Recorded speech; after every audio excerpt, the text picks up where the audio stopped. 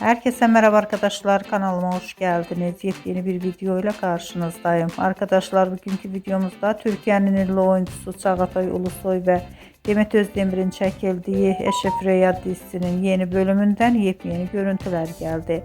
Ben de bu görüntüleri sizler için YouTube kanalımda video halinde sunuyorum. Umarım beğenirsiniz. Arkadaşlar, videomu beğendiyseniz kanalımı izlemeyi ve bildirim butonuna basmayı unutmayın.